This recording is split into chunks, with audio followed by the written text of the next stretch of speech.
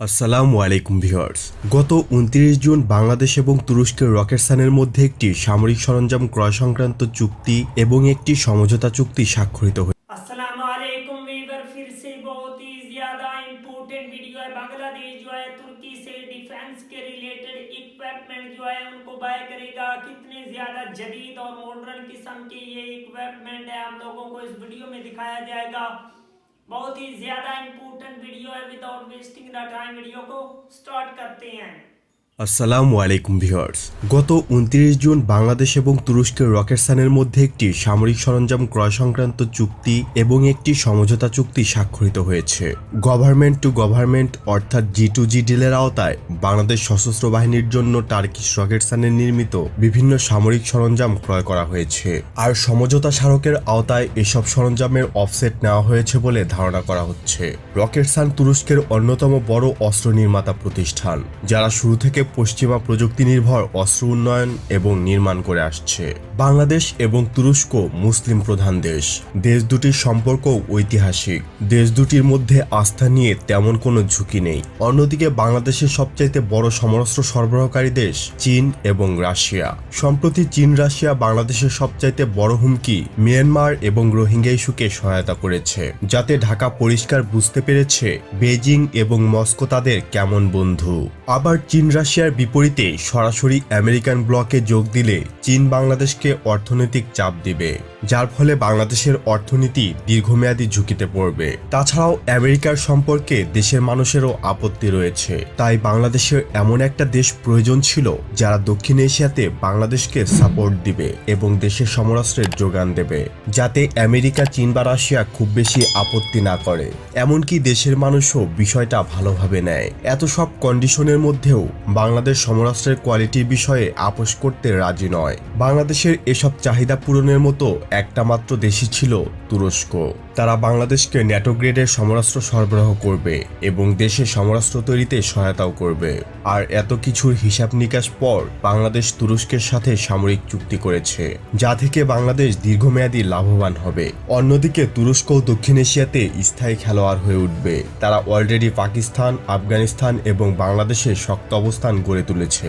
যাই হোক, বাংলাদেশ এবং তুরস্কের রকেটসান কোম্পানির মধ্যে একটি G2G ভিত্তিক MOU স্বাক্ষরিত হয়েছে, যার আওতায় রকেটসানের তৈরিকৃত বিভিন্ন সামরিক সরঞ্জাম বাংলাদেশের সামরিক বাহিনীর চাহিদা অনুযায়ী যুক্ত হবে। তুরস্ক সাম্প্রতিক সময়ে বাংলাদেশের সামরিক সরঞ্জামের অন্যতম সরবরাহকারী হয়ে উঠেছে। তুরস্ক ইতিমধ্যে বাংলাদেশকে সহজ শর্তে যে কোনো প্রকারের টেকনোলজি হস্তান্তরে প্রস্তুত বলে জানিয়েছে দেশটির পররাষ্ট্রমন্ত্রী মেভলুত চাভুলোলু। এতে বাংলাদেশের একটি সুবিধা হলো যে বাংলাদেশ কম দামে ন্যাটো স্ট্যান্ডার্ড সরঞ্জাম পাবে।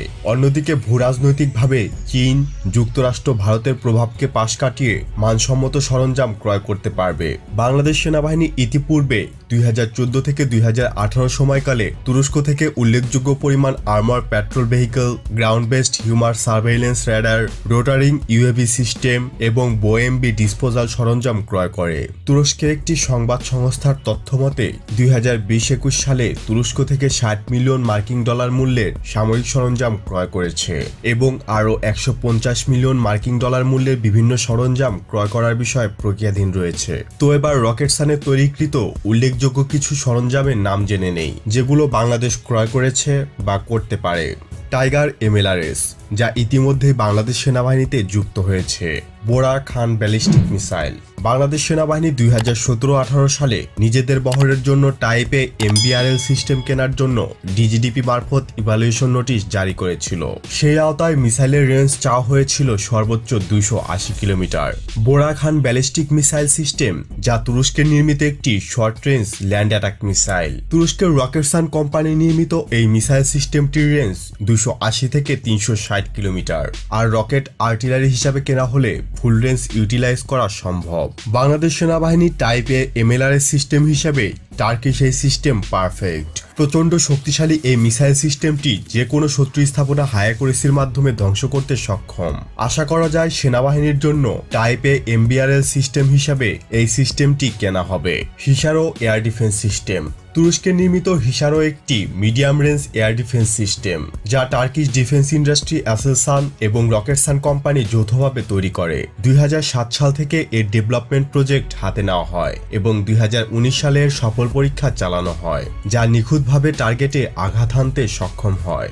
সর্বশেষ তুরস্ক 9 মার্চ 2021 সালে medium range air defence system Hisaro এর সফল টেস্ট সম্পন্ন করে। 25 কিলোমিটার রেঞ্জের এই এয়ার ডিফেন্স সিস্টেম সফলভাবে লক্ষ্যবস্তুতে দুর্দান্তভাবে আঘাত এনেছে। Hisaro surface to air missile defence সিস্টেমটি হেলিকপ্টার, ক্রুজ মিসাইল, যুদ্ধবিমান, ড্রোনের জন্য কার্যকরী স্যাম সিস্টেম। वाह वंडरफुल वीवर, बहुत ही जबरदस्त, बहुत ही ज्यादा अमेजिंग किस्म के ये इक्विपमेंट हैं। बांग्लादेश को डेफिनेटली इन वेपन से बेनिफिट हो सकता है। बांग्लादेश को लाजमी तौर पर अपनी मिलिट्री में तुर्की के ये जदीद और मॉडर्न किस्म के इक्विपमेंट शामिल करने चाहिए, जिनसे बांग्लादेश की आर्मी और ज्यादा मजबूत नजर आएगी। अगर आप लोगों को ऐसी मजीद इंफॉर्मेटिव वीडियो देखनी है तो जल्दी से हमारे चैनल को सब्सक्राइब कर लीजिएगा। मिलते हैं आपसे नेक्स्ट वीडियो में इंशाल्लाह, तब तक के लिए अल्लाह हाफिज़।